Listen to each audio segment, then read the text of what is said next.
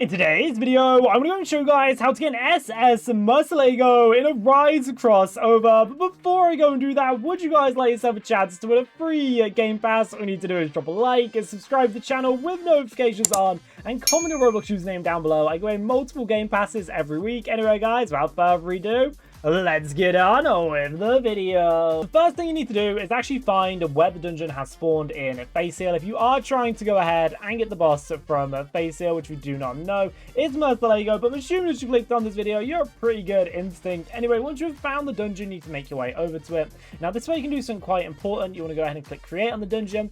Then you want to go and put some runes in. If you have any runes, some of these runes make it easy for you to progress. Other runes will make it so you can get different things from the dungeons. All other runes can even change the rank of the dungeon, but I'll go over that a little more later on in the video. And depending on how good you are, you can do this by yourself, or you can do it with a group of people. It depends if you're trying to hit the normal units, or if you're trying to hit some of the upgraded ones, and depending on just how you intend on doing that.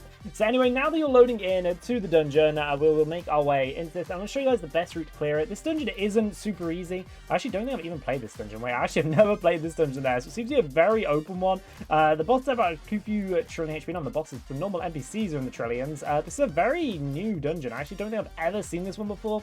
I think it must have been added in the most recent Clover update, as they did add a new dungeon, that one.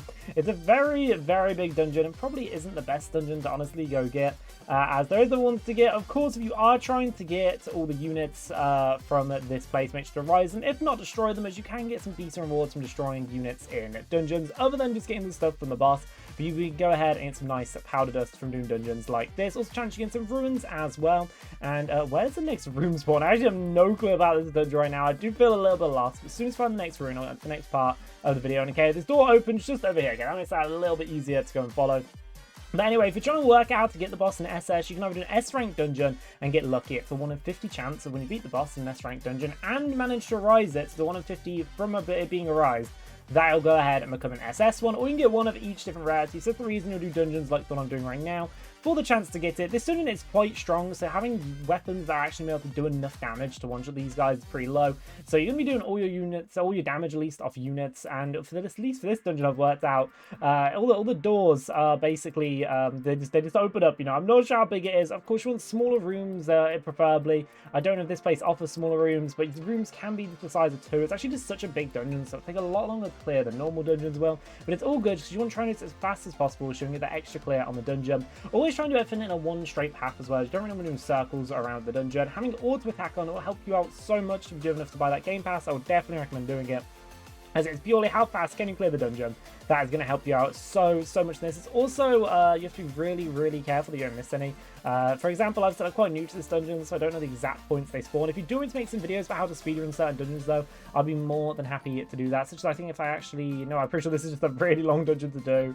But we did really got some dust there. Actually, no, we got a weapon. You can get weapons as drops. They're quite rare ones. I think we already have this weapon, but we'll make sure this one's equipped. So we got our best weapon on possible. You can also put skins on double weapons. But anyway, you're here to try and work out how to get the SS of Murcielago. Of course, SS is the highest it can get, as it is not a legendary unit. Legendary units you can get in G rank. And also, there's always a chance of there being double dungeons when they spawn in as well. It's a pretty good unit to go for. I wouldn't say it's the best SS boss to go for. But of course there is stronger ones, and depending on what point you're on in the game, there is a reason to do this. I do feel like I'd probably rather do an Ant King than this, but I suppose you're trying to look something to do in the meantime. It's trying to flip the team, or maybe you need that extra DPS boost to get to it. It does not at all hurt to go and do. Also, the other NPCs you get for it, when they are leveled up to SS and Face Seal, they also all do a decent amount of damage as well. 114 billion on the top one, which is actually pretty good. It's more than the Ant Queen, so just put that in perspective for you guys. And these rooms are actually quite similar, although they are really big, and I think it's actually the biggest dungeon in the game, which also means it's the hardest dungeon to complete in the game, as it's going to take quite a bit of time just making your way through it. But you do need to do all this from some this is a walkthrough, so everyone knows how to do it. So yeah, we'll try and just go over some facts as we keep progressing through this dungeon. As dungeon clearing is something you need to get a hang of in this game. For example, I haven't really ever done this dungeon before, as I kind of just skip Murcielago, or at least it was that part in the game, and it's a little bit different for me when Murcielago is almost too hard to beat. So if you were here before they added in like the Ant King, Murcielago, you would not be able to do this dungeon and live out like an insane team by your side. Now it's actually quite easy to do, so actually there's actually a use for going for Murcielago, which helps you out quite a lot. So I know I've probably been saying that name wrong, but a whole entire video That's all good there. And also these dungeons, normally dungeons in areas like this, you can complete them in a few minutes. This one is an exceptionally long dungeon, as it's taken a while to do. Also, just trying to give a mental note of how many units spawned in, just so you know how many you have to beat. We are getting quite unlucky. I mean, I think 11 is the highest we can get, but this felt like a very, very long room. And a lot of these rooms, even looking back on it, are very long. I'm hoping we'll have like one more room that's the boss. It's still another 10. At least we're getting the better understanding now how to do this. And I think it's actually a smaller 10, so although it's 10, it doesn't feel as bad unless it's going to be massive over here, which I feel like is a possibility of being. Actually, wait, no, it wasn't too bad. So there's 4 in here, and then I think there's at least 2 outside. So it's fully take out these guys, and as long as there's 2 outside, we should be going in this dungeon. But to do something I'm doing, actually, I've pretty much got my hand of this, so I'm not definitely doing this perfectly. I'm getting a pretty good run of it, and of course, the only real hard thing is finding where the portal spawns. You can always check on their Discord server, and Discord's quite handy as well. It also tells you what rank the dungeon is. You don't need to spend like hours trying to, like, not hours, but you don't need to basically go through it for a dungeon rank. You don't need it. So of course, you can go for multiple of the boss, and I would always actually recommend doing it. If you're trying to clear a dungeon, clear as many of them that pop up. But if, for example, you have 100 E ranks or 100 S ranks, and you have none of the other ranks in between, you may not want to do it. I mean, I'd always advise probably doing the S rank ones. You do have that 1 in 50 chance of getting the SS, which although it is very unlikely, there's still a chance of getting pretty good. Also, just handy if you're trying to do the other variants of the units as well, as they will all spawn. You can also use rank up runes to boost the rank of the dungeon, which is really helpful. If you've got some time afterwards, we'll go in depth with it. But I don't make this video too long, and I really do want to get the dungeon clearing in. Of course, it takes an insane amount of time. I will do it. Honestly, out of all the dungeons, I think it's the longest dungeon that can spawn, just purely because how big the gaps are between every single NPC in this. It's actually the biggest dungeon you can do in the game. I don't think any other dungeon usually takes me 5 minutes to do. They are all pretty quick. It could be equally because I'm not doing a perfect clear, but even with a perfect clear, this is still going to be taking you a lot of time.